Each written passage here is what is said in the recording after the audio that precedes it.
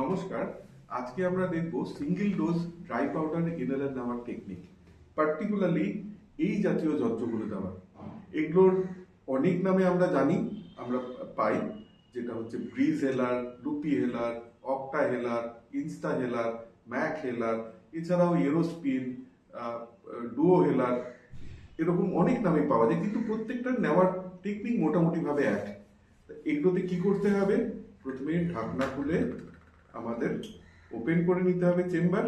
সেই চেম্বারের মধ্যে আমাকে ক্যাপসুলগুলো, যেগুলো trans cap, rota cap, ready cap এরকম নামে পাওয়া যায়, এবং ক্যাপসুল নেওয়ার সঙ্গে সঙ্গে ওই ক্যাপটি বন্ধ করে দেবো, নইলে কিন্তু ময়েশ্চারাইজার ঢুকে যাবে।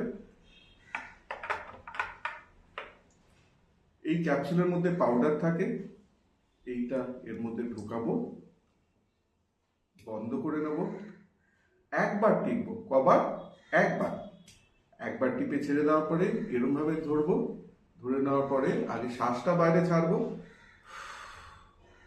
মাথা উঁচু করব, মুখের মধ্যে পুরোটা ঢোকাবো এরকম।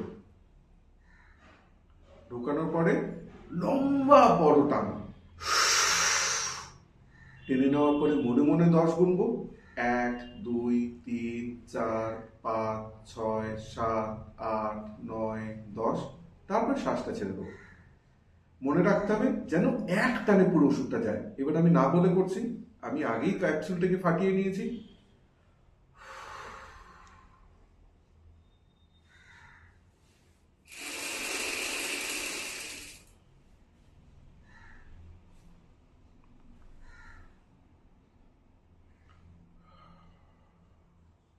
এইবারে দেখি, এই যে দেখুন ওষুধটা এক টানে চলে গেল।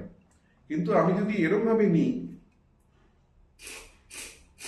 তাহলে ওষুধটা শুধু মুখে যাবে, কিন্তু ওষুধটাকে পৌঁছতে হবে ফুসফুসে।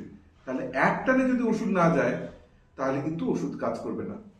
আর আরেকটা খুব ইম্পর্টেন্ট জিনিস, ওষুধ নেওয়ার সঙ্গে সঙ্গে কি করতে হবে?